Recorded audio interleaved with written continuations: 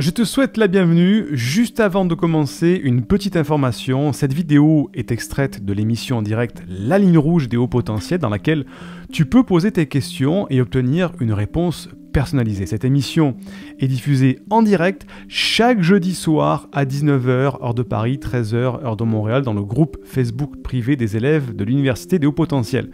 Si tu ne fais pas encore partie de ce groupe d'entraide et de bienveillance, tu peux y accéder en devenant élève de l'université. Pour cela, il te suffit juste de télécharger une première formation offerte dans le cadre de cette campagne de sensibilisation au haut potentiel. Le lien se trouve en description de cette vidéo ou en description du podcast. C'est tout simple, tu m'indiques à quelle adresse je dois t'envoyer la formation et tu la reçois tout de suite.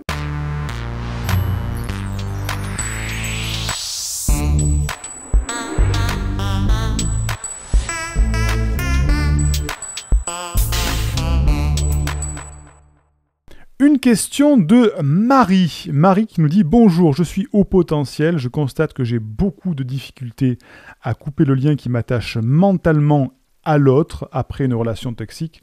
La personne me hante. Pourquoi ai-je ces difficultés à couper le lien et comment puis-je me libérer de ces ruminations envahissantes ?» Alors, Marie, déjà, il me faudrait un petit peu plus de tenants et d'aboutissants par rapport à ce que tu appelles une relation toxique.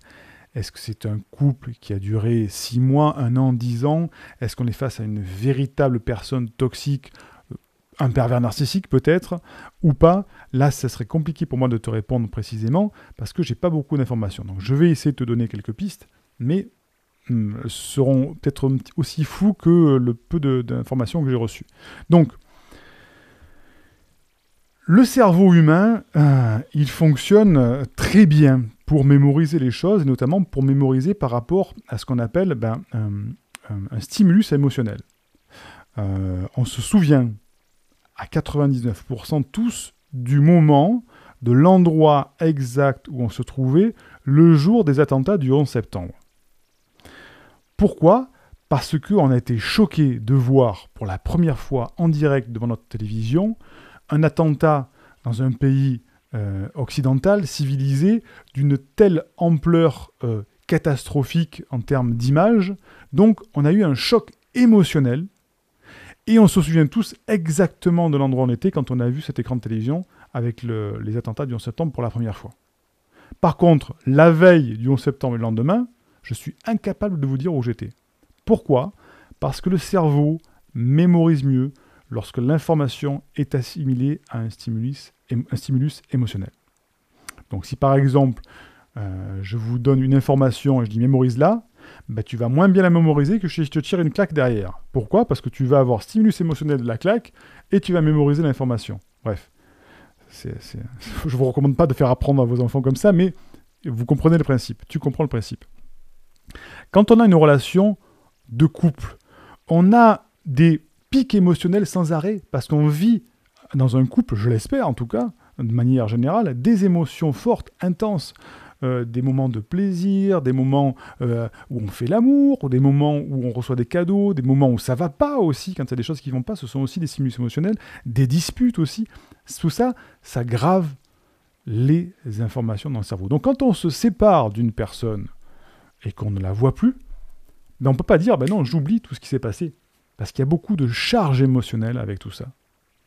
Et pour oublier une personne qui était toxique, il faut libérer cette charge émotionnelle. Et en libérant la charge émotionnelle, on n'efface pas le souvenir, mais le souvenir est beaucoup moins présent et beaucoup moins, il représente beaucoup moins un frein pour la suite. Donc quand on a une relation de couple toxique, comme tu le dis Marie, et que tu n'arrives plus à te libérer de ces ruminations envahissantes, la personne a l'impression de te hanter, c'est parce qu'il y a des charges émotionnelles encore très fortes en toi liées à cette relation de couple. Donc, comment faire pour libérer les charges émotionnelles ? Je ne vais pas pouvoir t'expliquer en détail comment on peut faire ici. Il y a des thérapies comportementales cognitives, il y a de l'hypnose, il y a de la programmation neurolinguistique, il y a d'autres techniques de respiration aussi pour la libération émotionnelle. Tout ça, prends rendez-vous à l'université, on t'expliquera, ou tu envoies un mail à l'université, on t'expliquera, on te guidera. Et tout ça, ça permet de descendre la charge émotionnelle. C'est un petit peu comme un traumatisme d'accident. Quand on a les cellules anti-crise d'accident, qu'est-ce qui se passe? Qu'est-ce qu'ils font au niveau des cellules anti-crise quand il y a un accident, un attentat, quelque chose comme ça? Eh bien, des psychologues arrivent, et qu'est-ce qu'ils font? Ils font juste parler les gens, parler les victimes. Il n'y a rien. Asseyez-vous, monsieur, expliquez-moi ce qui s'est passé. Oh là, j'étais dans le train, et puis d'un coup, la bombe a explosé dans un wagon, il y a eu la filmée, et j'étais terrorisé. Ok, expliquez-moi en détail ce que vous avez vu.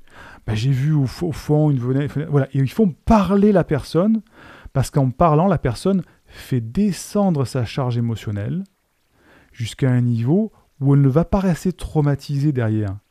Si la personne est victime d'un attentat, quand on la laisse partir chez elle, elle est traumatisée parce que la charge émotionnelle est trop présente en elle et elle va rester bloquée comme ça. Elle n'en parle pas.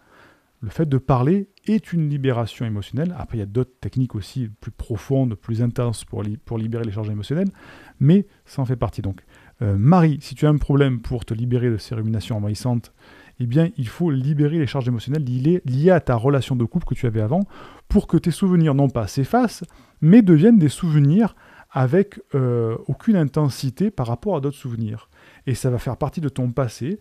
Tu vas avoir un passé détaché sur ce souvenir. Tu vas dire, ok, oui, effectivement, j'ai passé une partie de ma vie avec cette personne-là, mais ça me fait plus rien, en fait. Il y a des bons souvenirs, des mauvais souvenirs. C'est un mauvais passage de ma vie.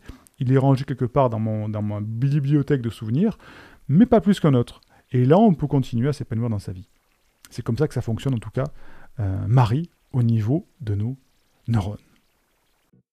Indique-moi en description à quelle adresse t'as envoyé la formation offerte qui s'intitule « Canalise tes pensées envahissantes et profite de l'instant présent ». Et surtout, partage cette vidéo à une personne de ton entourage que ça pourrait aider. Et n'oublie pas, comme le disait Einstein, la folie c'est de faire toujours la même chose et de s'attendre à un résultat différent.